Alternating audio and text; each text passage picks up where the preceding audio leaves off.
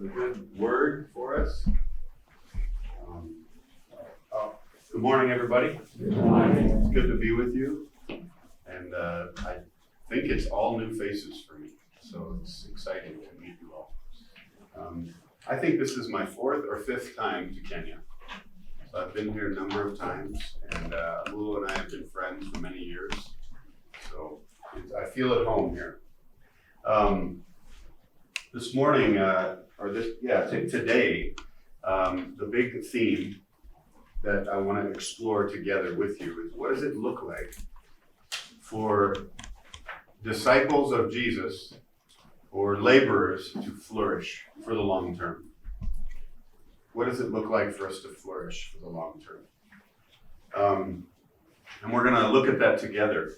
I'm going to share some things with you throughout the day from up front, but I'm also really hoping that you'll be able to have moments where you clump up and dialogue together. I'll have questions occasionally for you to interact on. So, in that spirit, before I introduce myself, what I would like you to do is I'm wondering if, I don't have a set number, but roughly like this group here, maybe in the next row, could you guys turn in together for about 10 minutes and just introduce yourselves, what you do, where you're from, just the basic information.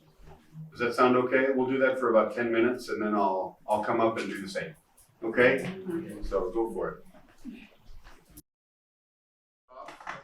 And I live and work out of Colorado Springs, Colorado, which is sort of, I guess, it's like the Nairobi of the navigators too. It's like where the central office is and all that.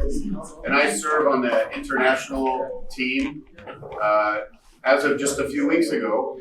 So my boss is a Kenyan, Utwa Mahiaini. So I see him often, and it's a pleasure to step into that. What kind of family did I grow up in? So, well, first of all, let me tell you about my family. There's one very important person back there in the corner. Just wave at Sophia. Sophia is 11. She's my middle child, and she traveled with me this time to East Africa. So we were in Uganda for about 5 days, and now we're at the tail end of our time here in Kenya. And tomorrow we get to see the baby elephants. So we're very happy about that. But so a little bit more on my family. My wife's name is Joy, so it's easy to remember, Joe and Joy. Yeah. And then Noelle is my oldest. She is 14. And then Sophia is 11. And then my son, his name is August, and he goes by Augie. And he's 10. So we all live in Colorado Springs together as of about 20 months ago, because we, before that, had lived for 7 years in a country called the Dominican Republic. Does anybody know where that is? Do you? Yeah. You know your map. So the Dominican Republic shares an island with Haiti in the Caribbean, and I served as the Caribbean director down there for the Navigators for 7 years. So you can do the math. Sophia's 11, and 7 of her years were lived there.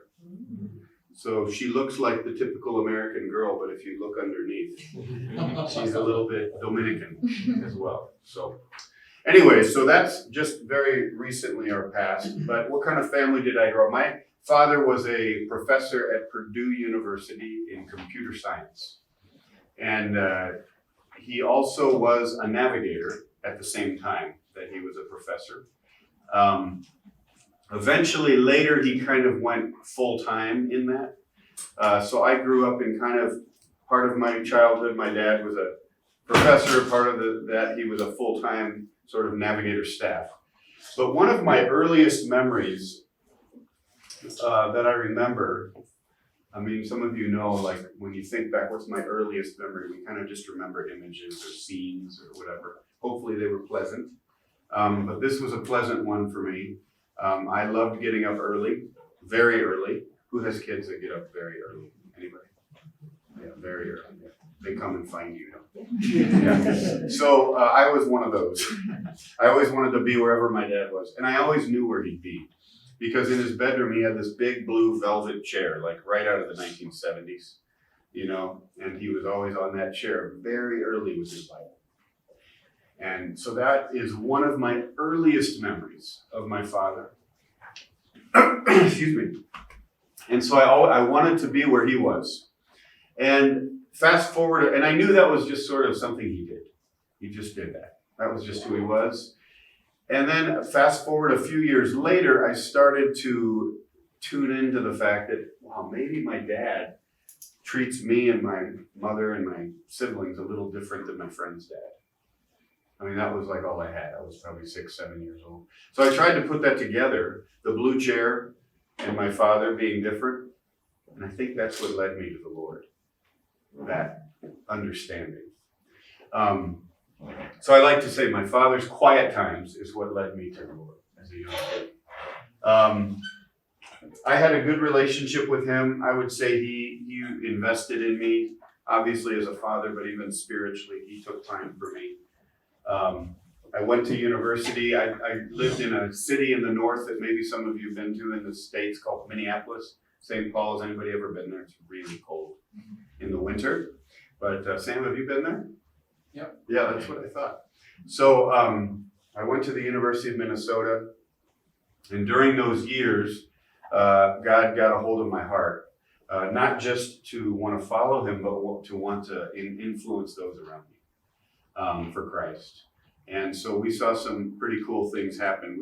Some friends and I, we learned how to read the Bible, how to invite non-believers into reading the Bible with us and exploring the Gospel of John.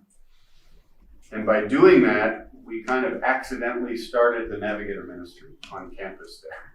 We weren't trying to, but we realized we did. So my university years were heavy on, I studied economics, heavy on studies, and heavy on ministry among my peers. Those were my university years. And in fact, I loved ministry among people so much that there were times where I might have started to love ministry more than I loved God. And where that led was a place that was really hard at the time, but I thank God for now. And it led me that my final year in university, I really fell into a depression. So I was pretty depressed my last year of university because I was just burned out. I was totally burned out, and I had been putting ridiculous expectations on myself about how I could be in 4 places at one time. How I could, take a full load of classes, also work a job, and then also lead this ministry among students as a student. And I just burned myself out. When I look back, I think what was really going on, though, is that God was breaking me. As a young man, he was breaking me. Some of you might know John 12:24. Is anybody familiar with that? Jesus said, I tell you the truth, unless a kernel of wheat falls to the ground and dies. Dying is not pleasant, but has to die. Unless it dies, it remains a single seed. But if it dies, it produces many seeds. And this was a little bit of dying in my life. This was a period where God asked me to die. And it was hard. And it was confusing because in the early stages of that, I was like, aren't I doing so many great things for the Lord? Some of those thoughts were rattling around in my mind. And you can just hear in that there was some breaking that needed to happen. But God cannot fill a cup that is already full. Can he? He can't put more into a cup that's full. And at that time, my cup was pretty full, and it was full of good things, but it also was full of a lot of Joe. A lot of Joe was in that cup, not coffee. But he needed to poke a hole in the cup so that Joe could leak out, and then he patched the hole, and then he filled the cup with himself. So that's what happened during my time. I did sign up for like a little 2-year kind of internship with the Navigators, where I worked with students full time, and then that moved me out to the west coast of the U.S. I lived in Los Angeles for quite a while at this point, or Southern California at that time. And that was good. That was a good 2 years. But you know what happened during that time? Is I thought, man, I want to know if this vision that we talk about in the Navigators, about workers for the kingdom next door to everywhere, I want to know if it works with normal people. Not just the professional Christian worker. But what about for the working man or woman? And it might sound a little more sophisticated now, but I really did have that thought at that time. I was 24. I was like, I need to know. When I work with students, am I inviting them into a vision that they can actually participate in for their careers, in their life? Or is this like a club on campus and then we're done and we go about our merry way, just like the world does? So what I did is I chose to leave Navigator staff completely. And I went and got a job in San Diego. A friend of mine put me on to a lead down there. And I ended up, I was what's called I was a buyer, or the sophisticated British word I think is procurement, right? So I bought, I was responsible for plumbing's replacement parts and HVAC, heating and cooling. I don't know if you call it. Do you call it HVAC? Because you don't really have heaters. But anyways, heating and air conditioning units, and my company sold them. But I bought from the supplier. I loved it. I loved my job. I had full days, like you. It was an entry level position. I mean, I had to outwork everybody. I had to be there early, and it was somewhat expected to be there late. I had to figure out, what does it mean to walk with God in this kind of a context? Now, I do want to be honest. I was single. I didn't have a family at the time. So that does bring a whole nother level of complexity.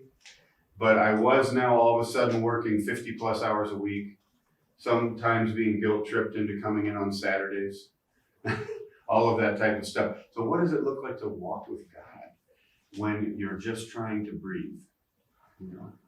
And not only that, I still did have this thing rattling around in my heart where I wanted to invest in those around me spiritually.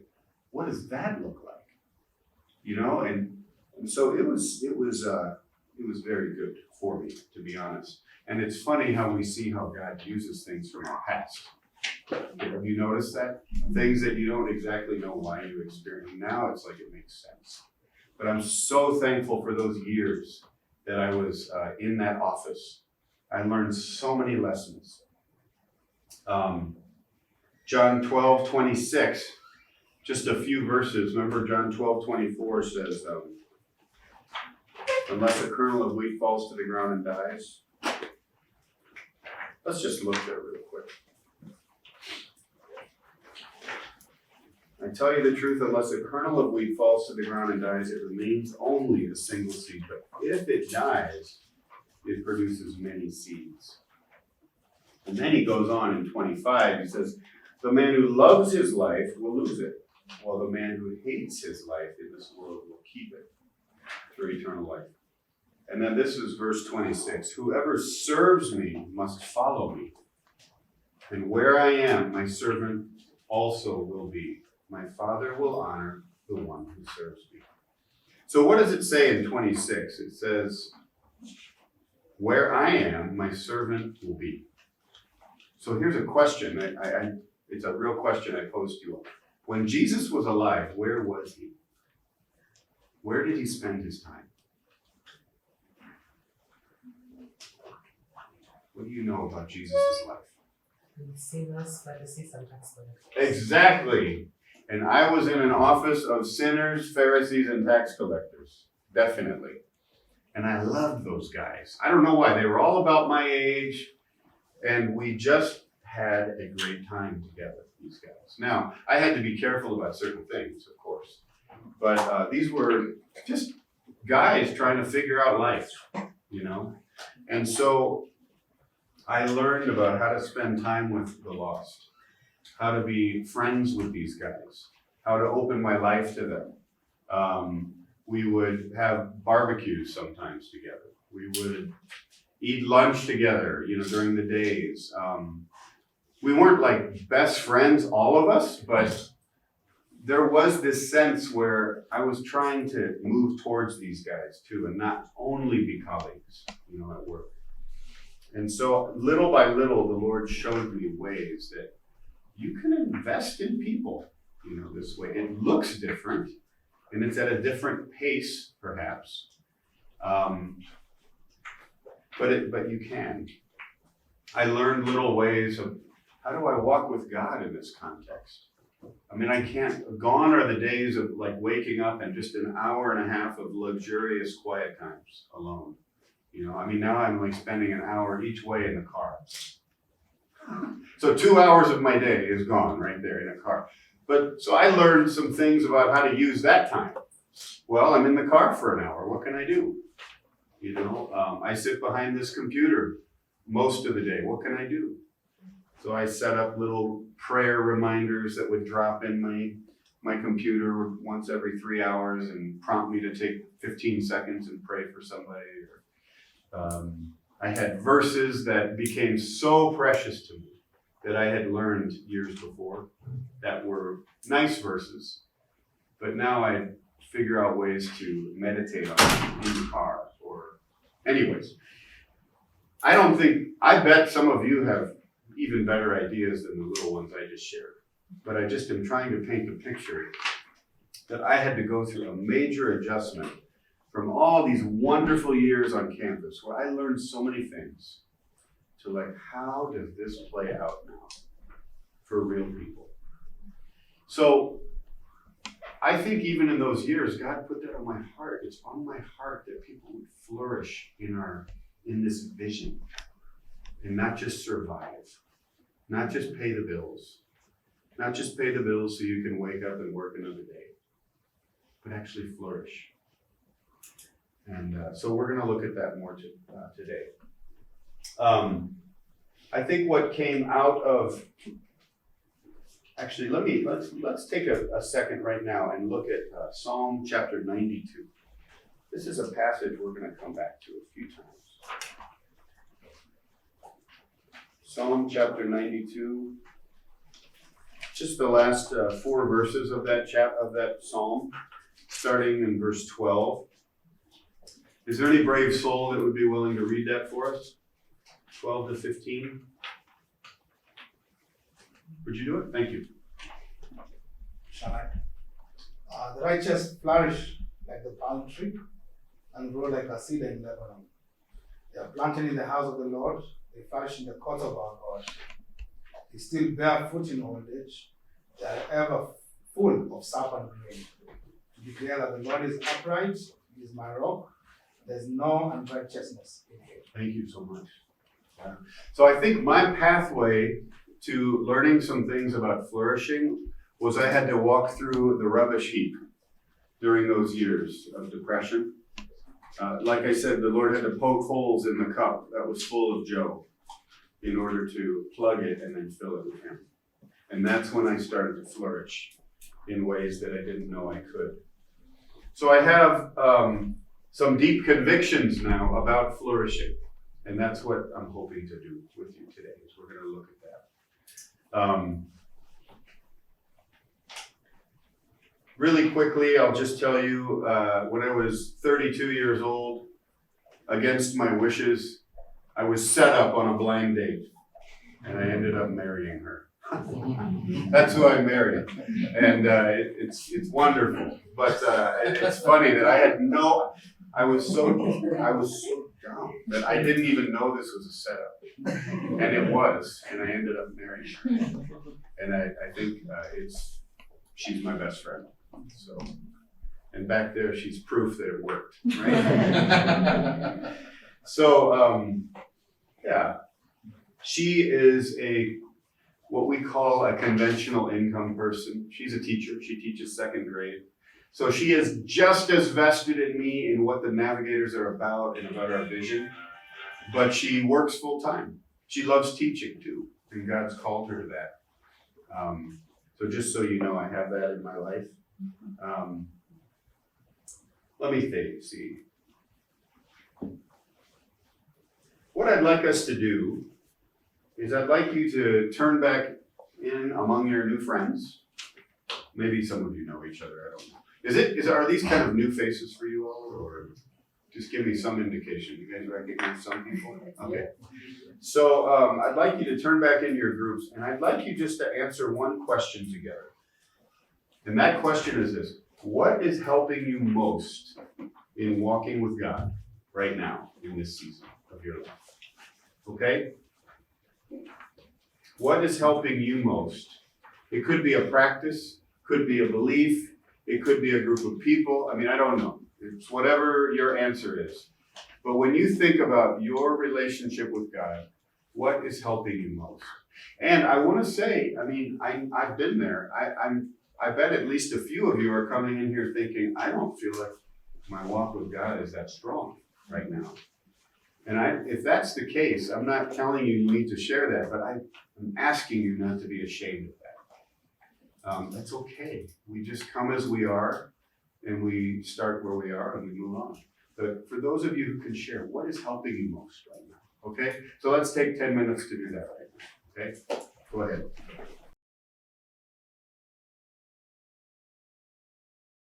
Psalm 92 with me one more time. As I kind of wind down this session with you, I just want to make a few quick comments about this and continue to set the stage and try to get this word to just blink in neon lights in your mind of flourishing. The picture of flourishing. When you think of that word, what do you think of? I mean, it's all good things, right? You're thriving. It's the leaves are green, the fruit comes. You can survive a rainstorm, etc. But let's look at a few key phrases and words here. The righteous will flourish like a palm tree. They will grow like a cedar of Lebanon. And then look at how 13 starts. Planted in the house of the Lord. I love the word planted. What does it mean that they're planted? Well, it means that they're planted in something, right? If something's planted, it means their roots are in something. So it's helpful to consider, what are the roots in? Planted means stable, not going anywhere. And where are they planted? In the house of the Lord. Now that doesn't just mean we all stay at church all day. That's not what that means. What does it mean? In the house of the Lord. And I don't think that's what the author meant either. You can literally be planted in the house of the Lord while you are sitting in your office. And while you're fixing dinner at home for your kids. Or you can just be fixing dinner. But planted in the house of the Lord, and then look at that word, there it is. They will flourish in the courts of our God. They will flourish. God is there. And then I love the next part, especially because I just turned 50, right? I think I got everybody in this room. You guys all are youngins. But they will still bear fruit in old age. They will stay fresh and green. I want to bear fruit in old age. Don't you? Yeah.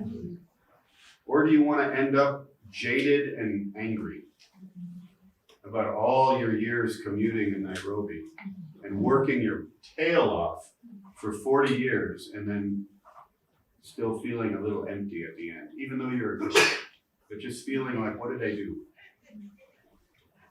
No, I want you to flourish. I want you to bear fruit, even as an old man and an old lady. God can use you. And then proclaiming the Lord is upright. He is my rock, and there is no wickedness in him. So we kind of took the lid off already for this first session. There's two big elements, two vital elements I feel are there for us to flourish. And one is this thing of let us not take our personal walk with God for granted. It is so vital.